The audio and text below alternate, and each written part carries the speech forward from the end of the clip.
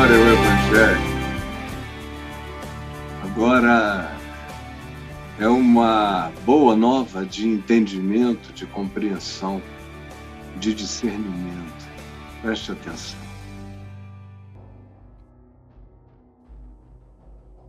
Eu quero conversar hoje com você sobre o seguinte tema.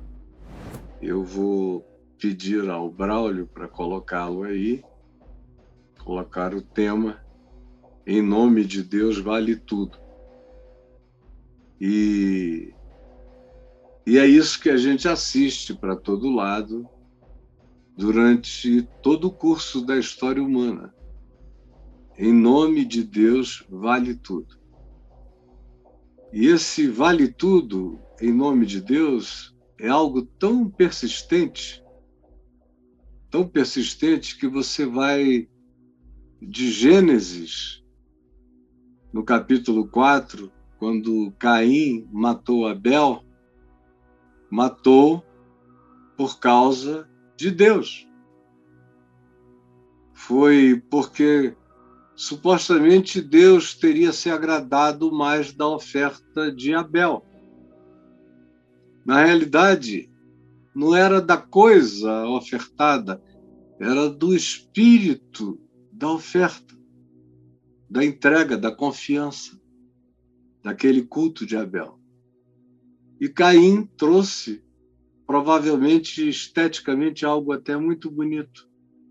Mas o coração estava desviado para a aparência, como se ele tivesse o poder de seduzir Deus.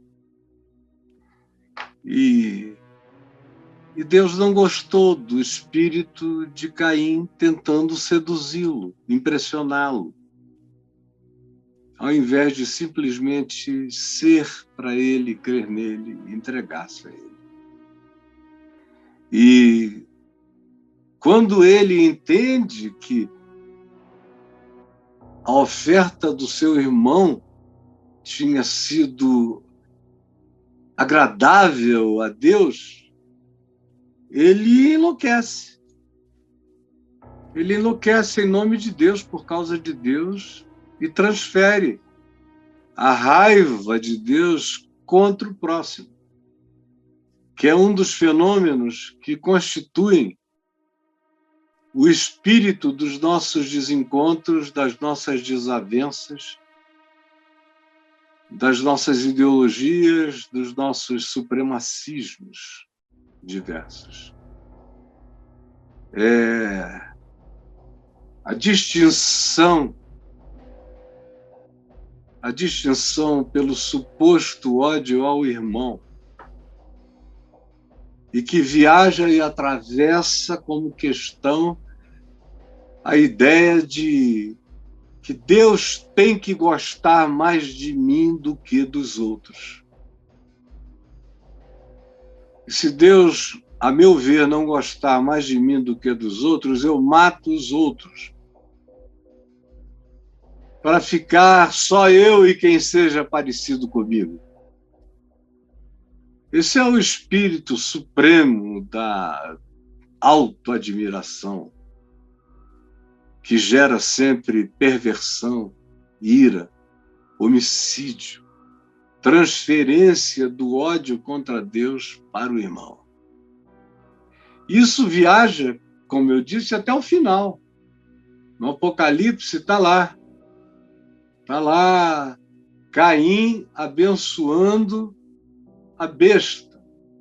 Ou seja, o falso profeta, que é aquele que parece, mas não é, que vive de estéticas, mas não é verdade o que ele expressa, está lá.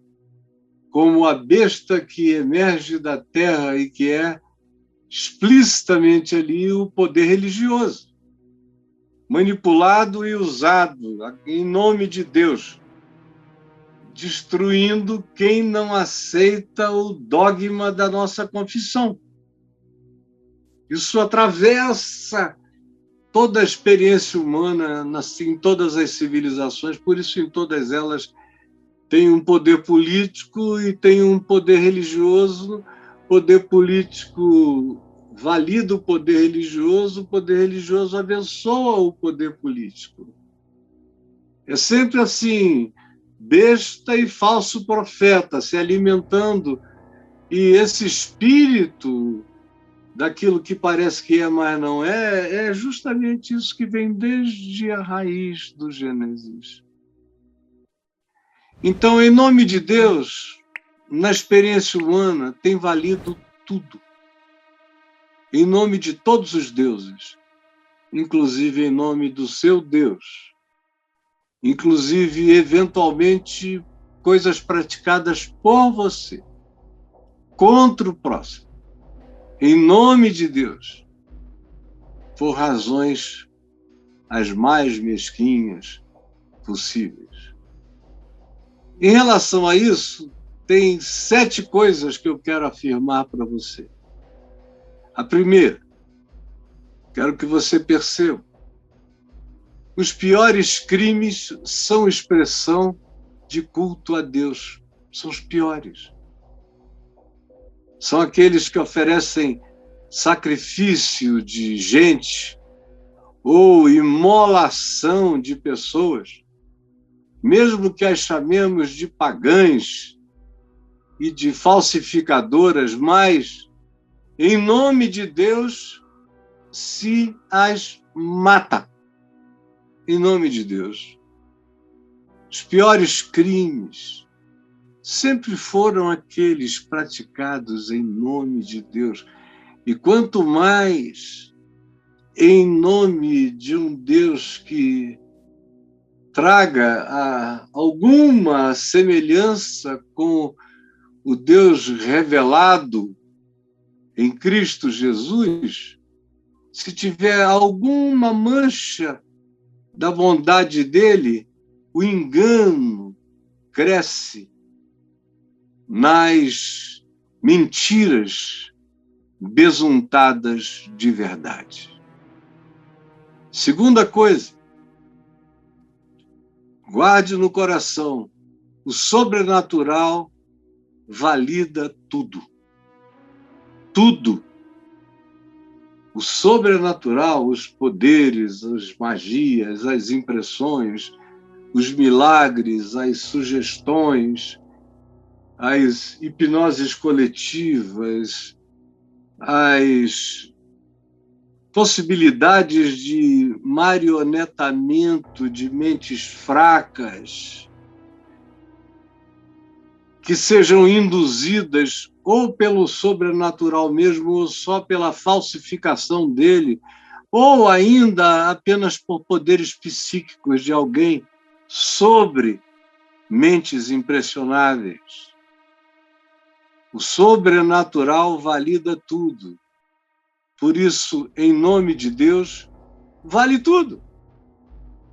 Se houver alguma coisa que você chame de sobrenatural, você não quer saber e não confere nada com significado nenhum do que seja semelhante a Jesus, para a gente começar com pessoas que tenham muita consciência. Mas se não for esse o caso, você não leva para checar isso nem em relação às melhores condutas éticas humanas na Terra, não. Se tiver uma manifestação de sobrenatural, vale tudo. Vale tudo. E também, em nome do sobrenatural, se pode muito e se pode quase tudo sobre as outras pessoas. Porque todo mundo teme alguma manifestação de feitiço, de encanto, de bruxaria, de maldição. Nós temos equipamentos de filme de ficção, já temos. Mas a alma humana, do ponto de vista do discernimento espiritual, da segurança mental, ainda está nas cavernas e nas sombras do medo e do pânico. Se tiver um sobrenatural, no entanto, ou algo, ou a exploração, ou o anúncio, ou a impressão, que vai acabar se realizando por uma questão também estatística. Também estatística. Não precisa combater o coronavírus se você tomar o número de pessoas que acabam, mesmo que sequeladas, sobrevivendo, aí você diz, então, já que a proporção é essa, deixa morrer à vontade. Como se 1, 2, 3% da população de um país ou do mundo não significassem nada. Ou 0, qualquer coisa de gente não signifique nada. Por que eu estou dizendo isso? Porque se o sobrenatural vier e disser, assim diz o Senhor, eis que eu enviei essa maldição, a maioria das pessoas abandona a consciência, o bom senso, a sabedoria, a ciência, a bondade, tudo, e segue a maldade induzida em nome de Deus. Em terceiro lugar, guarde, anote, escreva. Os atos validados carregam a semente do orgulho. Esses atos praticados em nome de Deus e que sejam eventualmente validados pelo sobrenatural, ou pela força paranormal e psíquica, ou pela impressão, ou que tenham gerado qualquer forma de choque, seja da manifestação sobrenatural genuína, ou seja, através de qualquer outra coisa que impressione os impressionáveis, os atos validados carregam já no coração do profeta, do praticador, do líder, do que fala em nome do Senhor, do que tem esse lugar de fala em nome de Deus. Profecia é um lugar de fala em nome de Deus. E o milagre é a comprovação da genuinidade do seu lugar de fala em nome de Deus. Se o que você diz, por pior que seja o que você diga, se cumprir, você será cultuado. E se você for cultuado, nem os anjos, quando cultuados, resistem ao culto. Não resistem nem mesmo ao reflexo de suas próprias belezas. E, do ponto de vista ontológico, a gente tem que dizer que eles se apaixonam loucamente por eles mesmos e se tornam diabos, porque o diabo é o psicopata absoluto, é o homicida absoluto, é o ser absolutamente inafetivo. E é a isso que o orgulho e a autoadmiração conduzem e realizam em nós. Quarta coisa, eu quero que você guarde no coração, preste atenção. Um coração em estado de autoadmiração está pronto para o desvio. Você entendeu? Um coração que entrou nesse estado de chupação de si mesmo, de lambeção, de relação fálica com o próprio ego, de eroticidade egótica, que é o cara que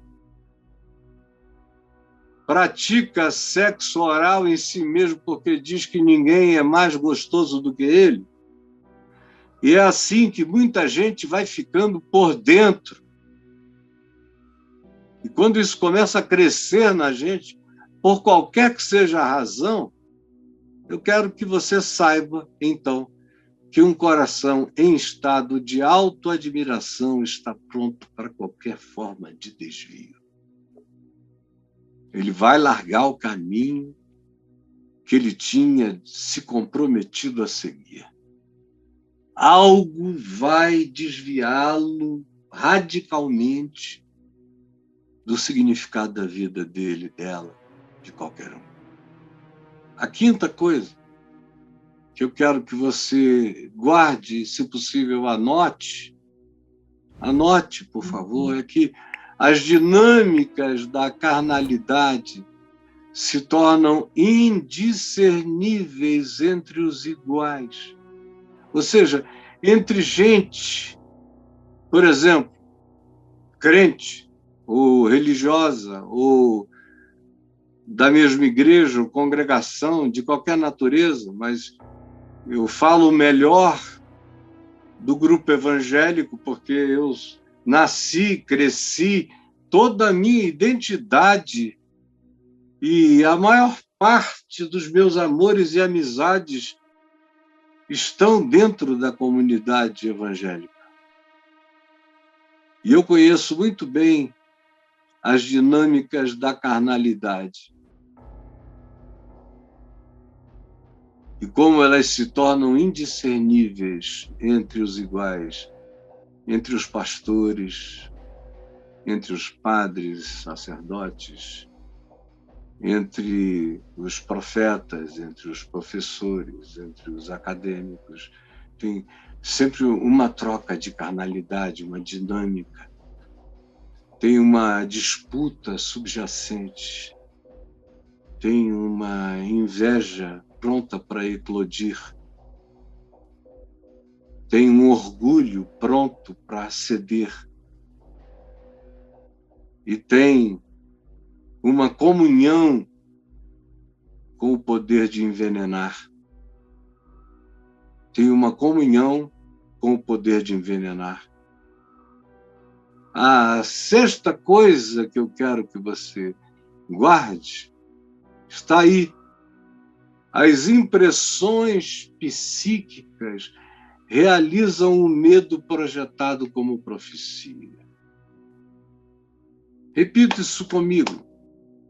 As impressões psíquicas que alguém causa em você e que você absorve pelo medo, porque você é impressionável, amedrontado, amedrontada, as impressões psíquicas realizam o medo projetado e introjetado como profecia. Alguém projeta e você introjeta como profecia. E isso tem o poder psíquico, espiritual, de realizar o projetado que é introjetado pelo medo. Realiza tudo. Em nome de Deus. Mata-se muito em nome de Deus. Tem muita gente que enlouqueceu em nome de Deus. Tem gente que está internada em hospícios em nome de Deus. Tem gente que está na esquina vendendo, sabe lá o quê, entre os pelos pubianos da frente e os de trás.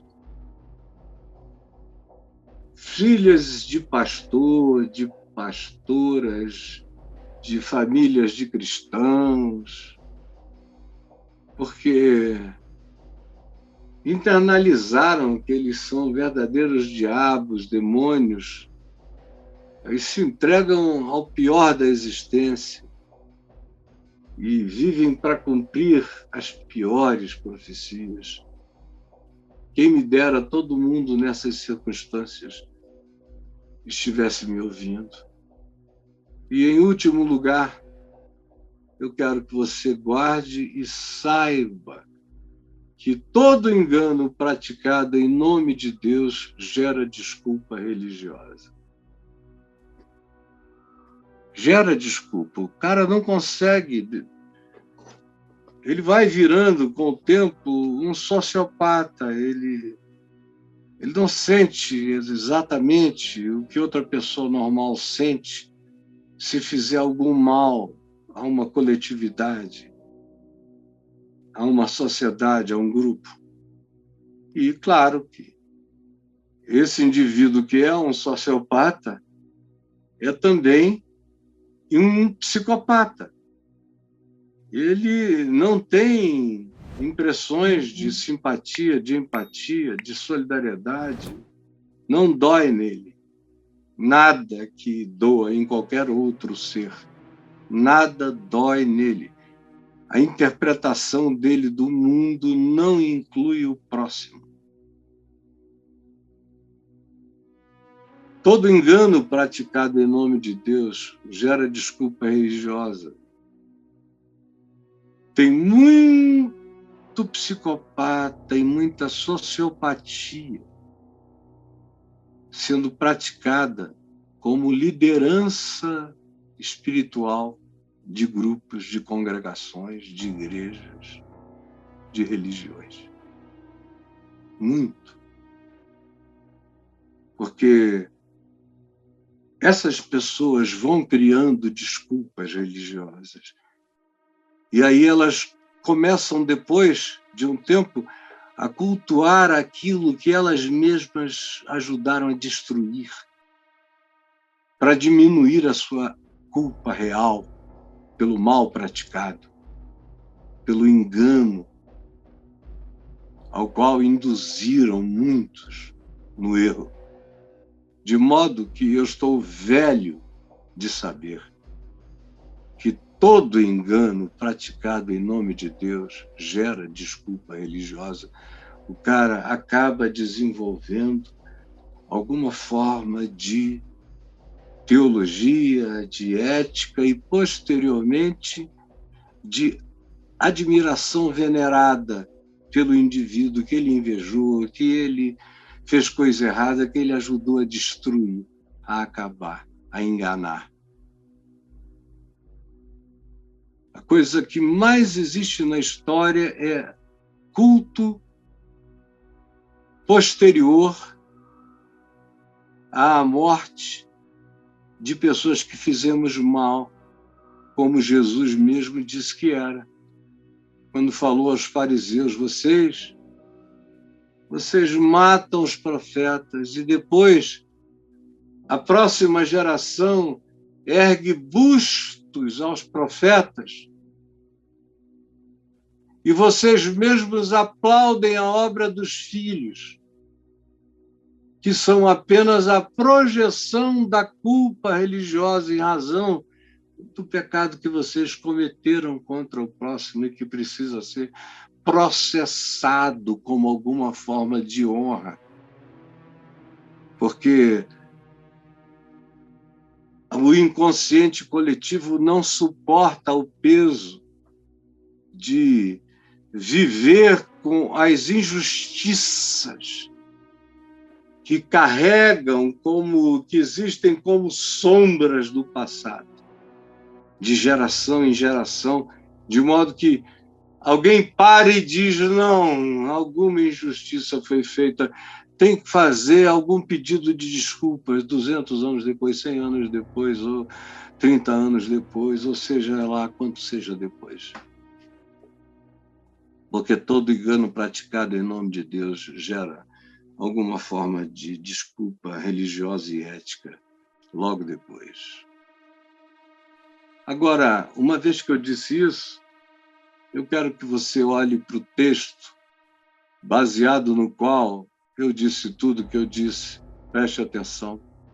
O Braulio vai projetar esse texto do primeiro livro de Reis, capítulo 13, de 1 a 32, que diz assim: quando Jeroboão se aproximava do santuário pagão em Betel, ele estava em Samaria, que é do lado de Betel.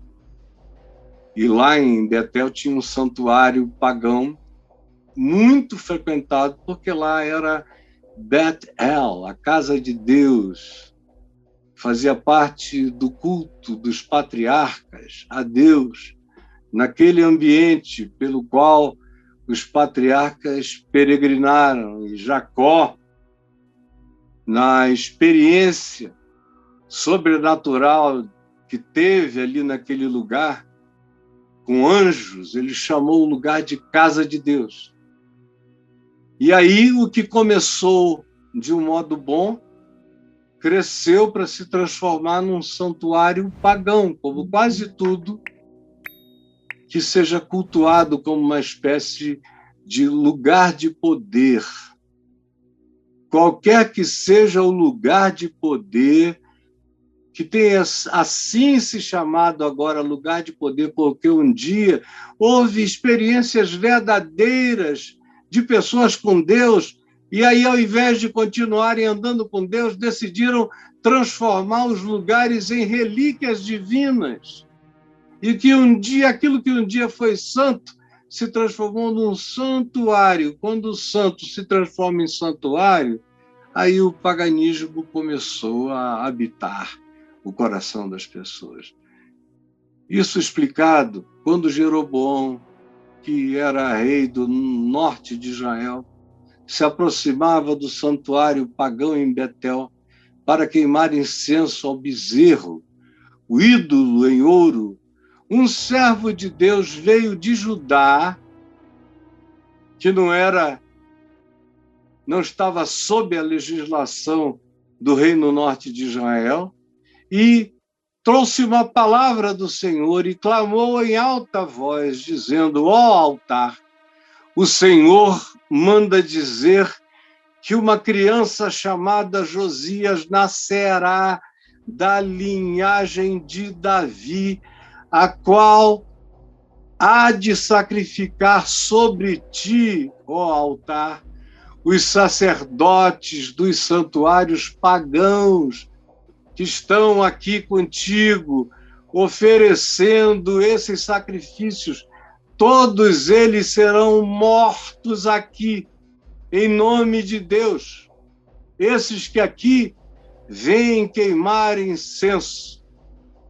Ossos de seres humanos serão queimados sobre ti, ó altar. Seguidamente, deu a seguinte prova de como a sua mensagem fora ditada pelo Senhor. E ele disse: este altar partir-se-á em dois, e a cinza nele espalhada espalhar-se-á pelo chão. O rei ficou furioso, o rei Jeroboão.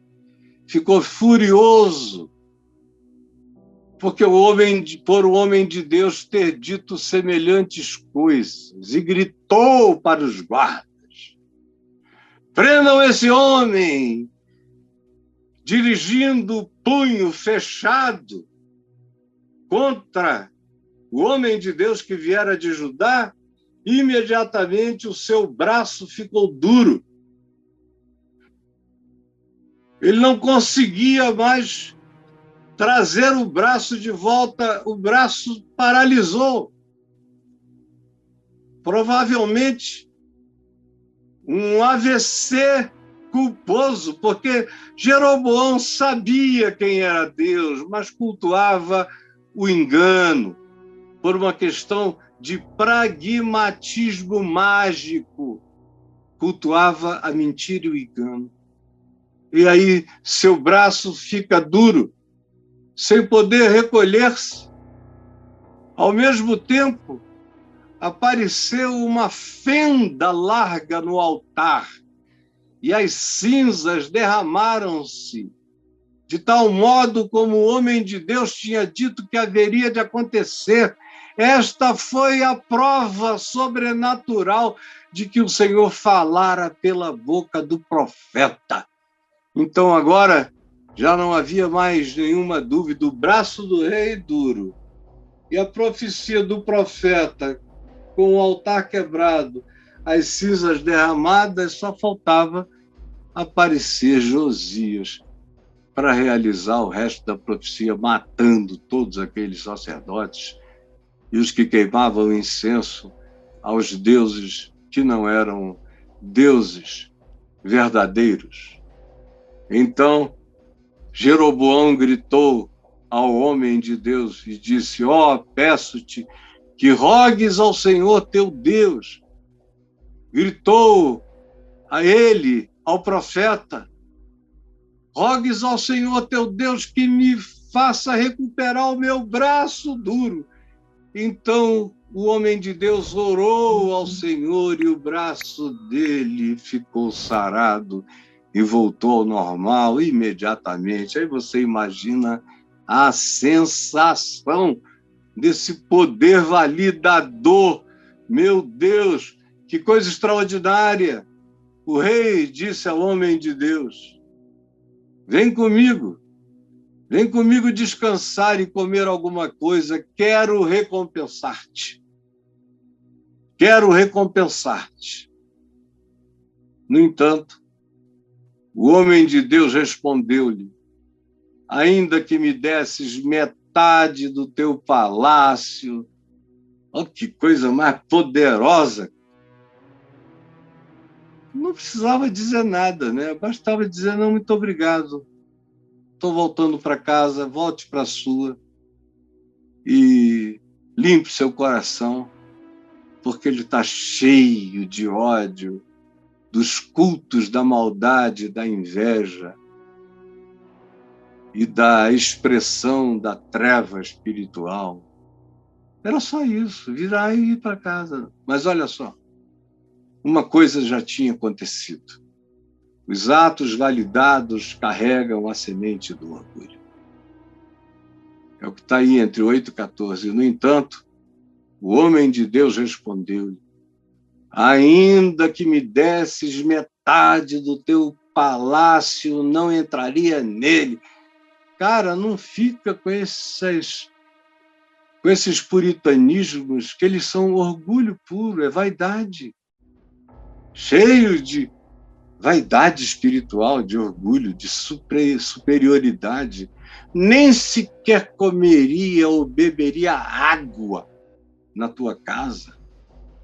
Parece assim um zelo por Deus, mas não.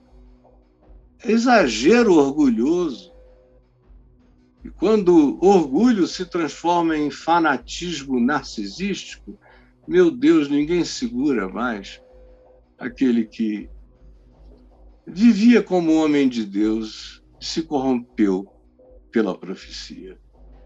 O Senhor deu-me ordens, disse ele, estritas ordens, para não comer nem beber o que quer que fosse, enquanto aqui me encontrar, e para não regressar a Judá pelo mesmo caminho, voltar por outro. E assim foi embora por outra estrada. Vivia em Betel.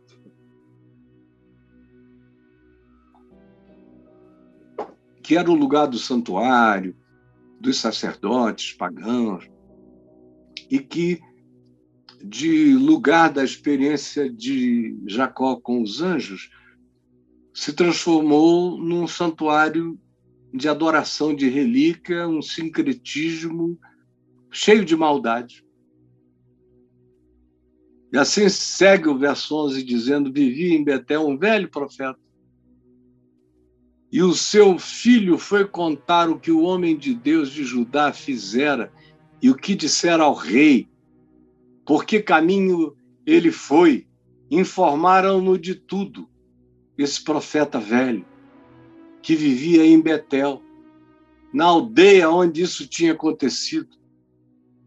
Depressa, ele disse: selem um jumento para mim, logo, logo, logo. E logo correu ele, o profeta velho de Betel, atrás do homem de Deus, e tendo encontrado, sentado debaixo de um carvalho, disse: és tu o servo de Deus que veio de Judá? Respondeu-lhe o profeta de Judá, que já estava tomado de orgulho de si mesmo. Faz lembrar aquela piada machista, não é?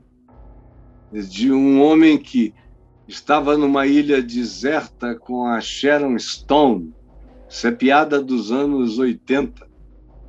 Numa ilha deserta com a Sharon Stone. E depois de um tempo, ele conseguiu transar com a Sharon Stone. E aí, depois que ele transou com a Sharon Stone, ele chegou lá correndo e falou para a Sharon Stone: "Olha, você já não é mais a Sharon Stone, agora você é o fulano."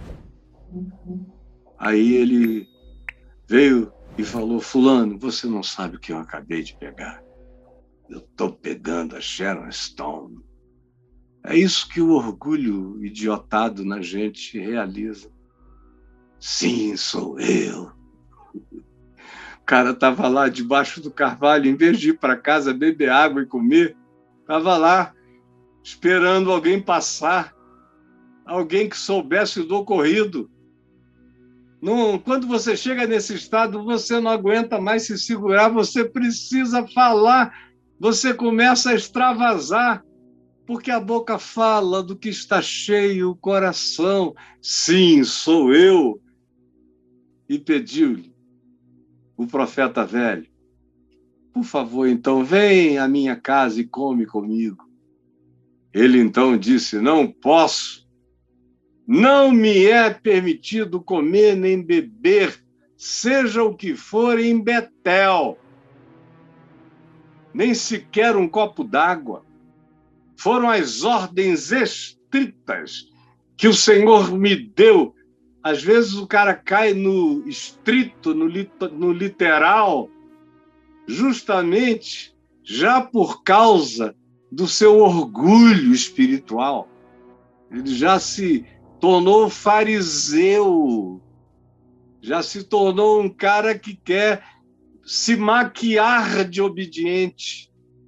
Foram as ordens estritas que o Senhor me deu. Mandou-me também que não regressasse pelo mesmo caminho. Cara, que papo é esse?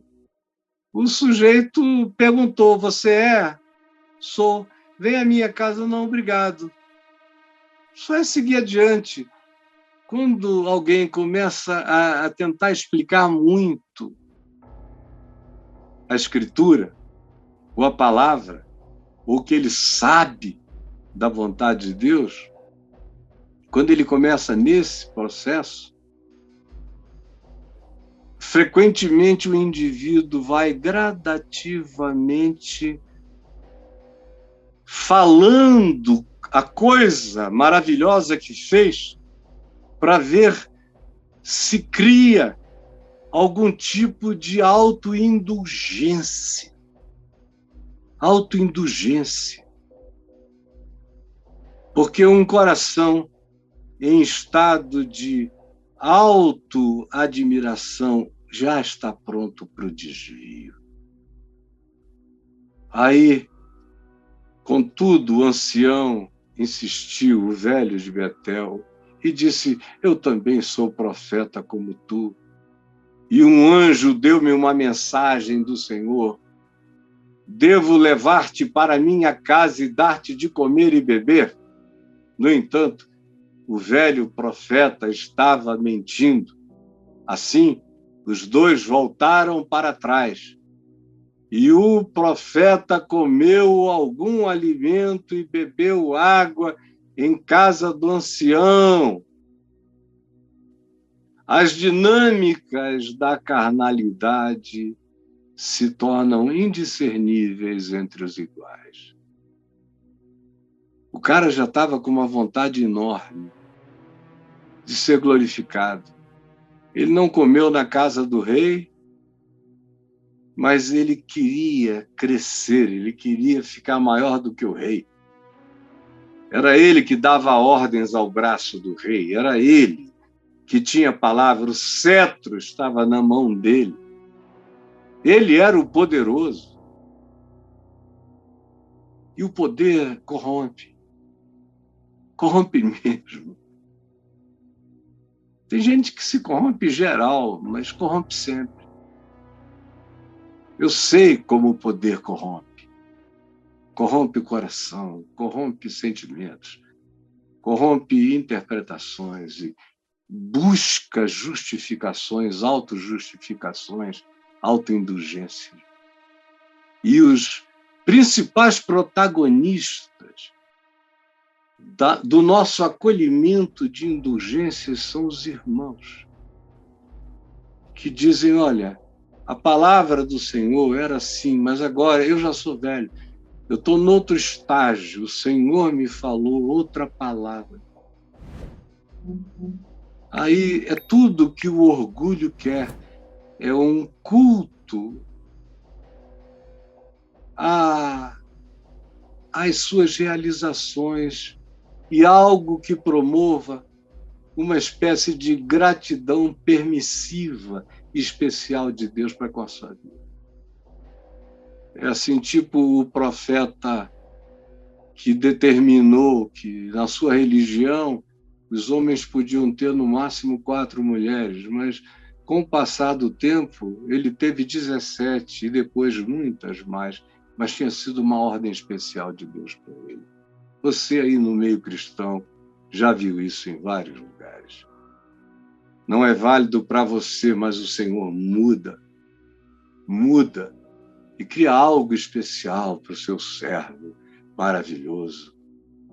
E aí o cara que baseava a palavra de Deus no sobrenatural e achava que ele estava profundo e totalmente validado pela marca do sobrenatural no rachamento do altar de Betel, e que vinha se orgulhando tanto das ordens estritas de Deus, crê porque já estava desesperado para aceitar.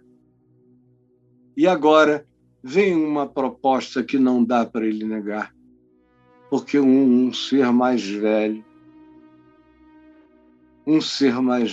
vem e diz, eu sou profeta como tu, também sou homem de Deus. Na minha juventude eu tinha esses arrobas, mas olha, o Senhor mandou um anjo dizendo que tá bom, tá legal, vem para minha casa e vamos comer e beber. Essas são dinâmicas sutis da carnalidade e que eu vejo a vida inteira. Pastores que estivessem me ouvindo, líderes e tal, que frequentam concílios, que fazem parte de ambientes de bastidores, de grupos e de igrejas, até mesmo você que transita aí nos ambientes de diversas congregações, está vendo como esse texto do Velho Testamento está acontecendo aqui agora e como as dinâmicas da carnalidade. Um estava cheio de orgulho, o outro estava complexado porque era velho. Acontece algo desse tamanho na cidade dele, ele não fica nem sabendo, tem que ser informado. Aí vem todas as reminiscências do passado e ele quer uma validação para ele próprio.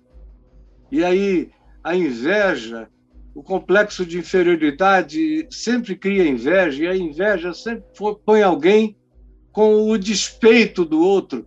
E quando o outro já está envaidecido, desejoso de ser lisonjeado e de ter alguma outra validação que chegue em nome de Deus, porque em nome de Deus vale tudo, aceita e peca.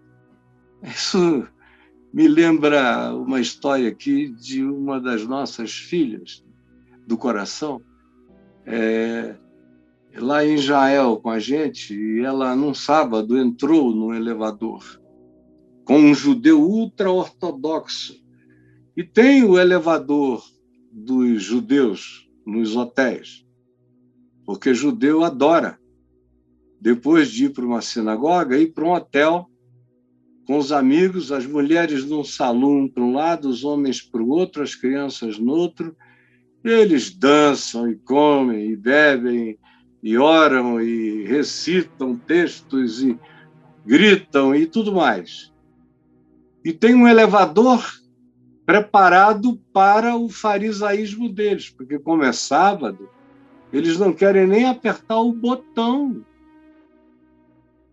Então tem um elevador que para em todos os andares. para esse pessoal que, em geral, também fica hospedado nesses hotéis. Aí, quando é sábado e você está num desses hotéis que ficam cheios de famílias de judeus de sexta para sábado, por causa do Shabat, aí você vê a multidão naquele elevador de fila, que não precisa apertar, mas que vai parando lentamente em cada andar. Aí a nossa filha entra num elevador normal e entra esse judeu ultra-ortodoxo, você fica olhando para ela e olhando para o botão, querendo que ela apertasse no andar dele. E ela ficou olhando para ele, assim, como quem diz: você quer que eu peque por você?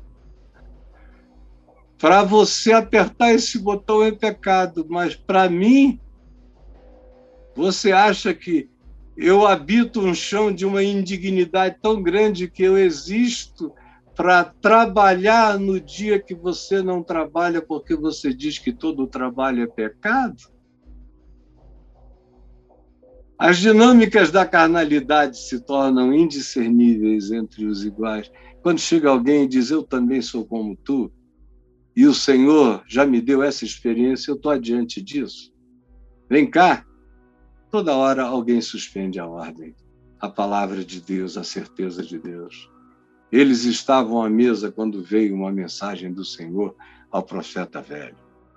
Este exclamou para o homem de Deus, o Senhor manda dizer que, por teres desobedecido às ordens claras que tinham sido dadas, tendo vindo tu até aqui para comer e beber na minha casa, num lugar que tinha sido proibido, porque qualquer outro lugar de Betel estava proibido, o teu corpo morto não será enterrado no túmulo dos teus pais, que era uma honra para qualquer pessoa em Israel, é ter uma vida com começo, meio e fim, e que ela cessasse, e você fosse sepultado junto aos ossos e ao pó dos seus pais. As impressões psíquicas realizam o medo projetado como profecia. Vamos continuar lendo. Terminada a refeição, o ancião selou o jumento do profeta, jovem, e este partiu. Mas durante a viagem apareceu um leão que o matou. O seu corpo ficou ali estendido no caminho, com o jumento e o leão ao lado do jumento. Que coisa mais insólita. Alguns homens que passaram por ali viram o corpo no meio da estrada, com o leão ao lado do corpo e o jumento, e foram contá-lo em Betel, onde vivia o profeta velho. Olha só como as impressões psíquicas realizam o medo projetado como profecia.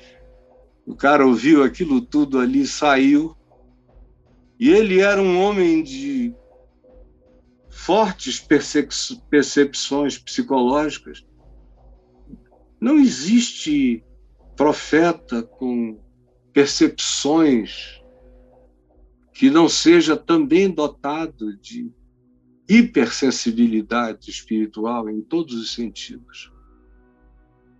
E ele temeu e tremeu diante do Senhor. Ele sabia o que ele tinha comprometido no coração, ele sabia as dinâmicas que operaram no seu auto-engano.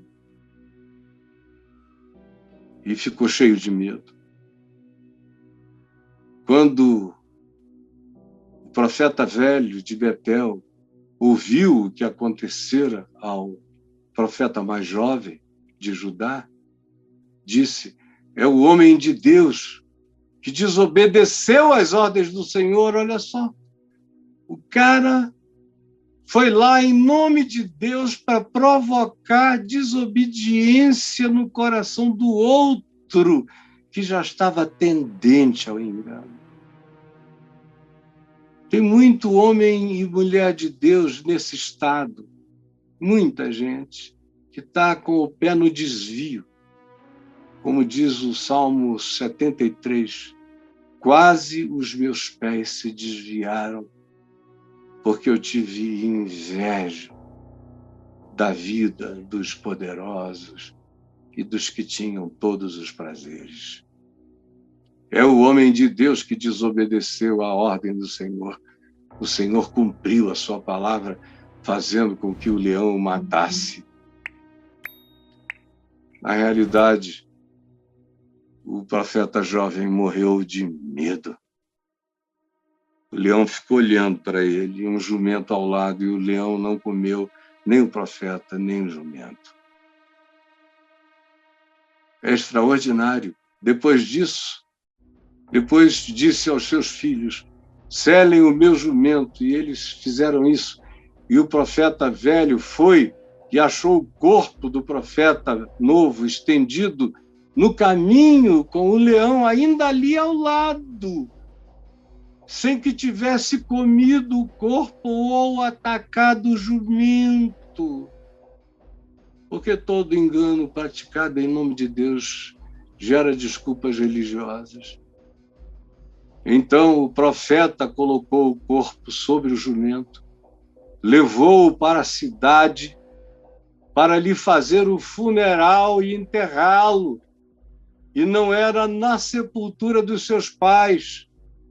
Colocou o corpo dele no seu próprio sepulcro e, chorando, dizia, ah, meu irmão,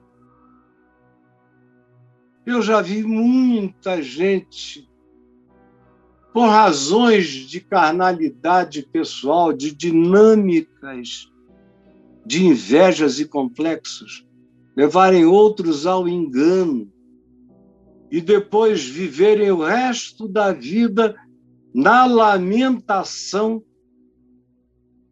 daquela ação diabólica de dividir o pensamento, de induzir ao erro, ao pecado. Depois disse ao filho, quando eu morrer, enterre-me no sepulcro em que está o homem de Deus, ponha os meus ossos ao lado dos seus, pois o Senhor mandou que ele clamasse contra o altar de Betel e as suas maldições contra o santuário, os santuários pagãos das cidades de Samaria, certamente se cumprirão, porque todo engano praticado em nome de Deus gera uma desculpa religiosa, certamente se cumprirão, disse ele. E aí, certamente se cumprirão, apesar dos avisos do profeta jovem que tinha morrido, daquele que, em falando e em o amaldiçoando Jeroboão, seu braço ficou estendido, esse mesmo que morrera de medo diante do leão. Apesar dos avisos daquele profeta, Jeroboão não se converteu dos seus maus caminhos. Porque é só o arrependimento que converte a gente. Milagre impressiona por um tempo, 2 tempos, metade de um tempo, mas não muda a gente no caráter e nos maus caminhos. Em vez disso, ordenou ainda mais sacerdotes pagãos de entre o povo, qualquer um, para oferecerem sacrifícios aos ídolos nos santuários pagãos. Ele tinha um compromisso político com a proliferação desse grupo religioso, porque poder político e poder religioso nunca se separam. Quem quisesse podia se tornar pastor, sacerdote, qualquer coisa. Todo mundo era ordenado.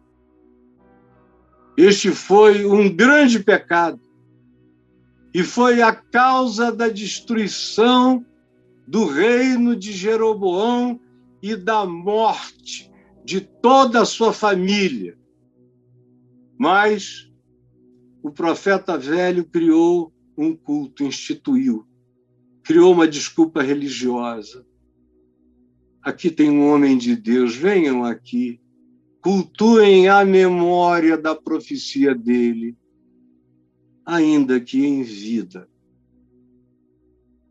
não tenham aproveitado para ajudá-lo a não pecar contra a palavra do Senhor.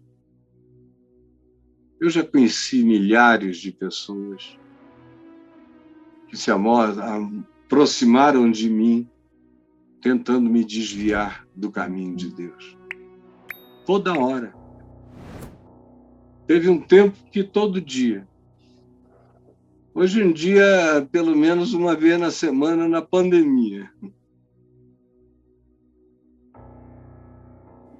São as propostas daquelas carnalidades sutis, daquelas dinâmicas psíquicas, do engano que opera na mente daqueles que falam, que praticam e que coisas impressionantes e que se tornam pessoas admiradas numa casa, numa família, numa congregação, numa igreja, num grupo, numa nação. Eu me lembro dos anos 90, quando muitas vezes a mídia dizia que o Betinho, que já faleceu, e eu éramos as reservas éticas do Brasil. Que coisa apavorante e que tentação bizarra. É de você, sem sentir, se envaidecer de estar cumprindo estritamente a palavra do Senhor. E aí começa o mecanismo de autoindulgência, de necessidade de que concessões de graça sejam feitas, e você vai caminhando sutilmente na troca das dinâmicas do engano. Porque em nome de Deus cabe tudo, e em nome de Deus vale tudo.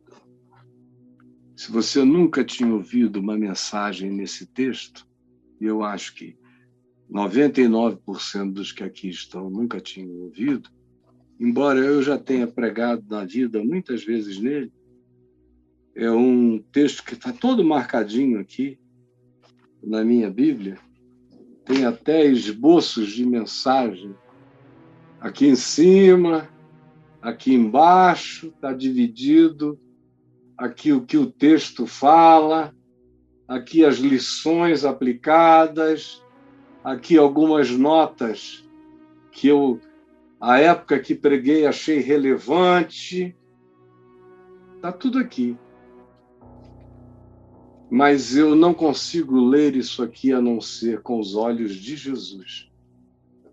Com os olhos do ensino de Jesus, esse texto, para mim, se transforma nisso que eu acabei de explicar.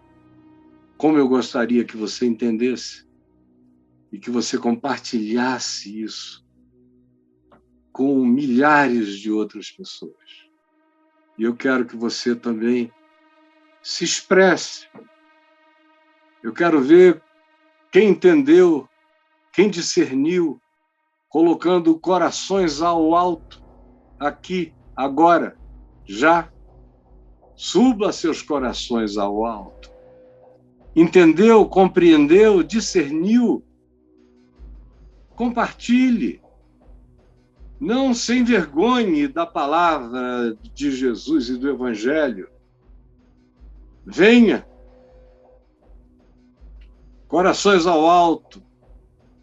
Dedinho para cima, com a graça de Deus. E se você não é inscrito nesse canal, se inscreva. Não vá a lugar nenhum, fique aí. Senhor Jesus, eu peço que essas palavras sejam impressas, marcadas, indelevelmente, inesquecivelmente e inarrancavelmente do coração de cada pessoa que a ouviu. Permite que cada um tenha desejo de compreender que veja, reveja, pense, discirna e olhe para dentro do próprio coração. É o que eu te peço, em nome de Jesus. Amém e amém.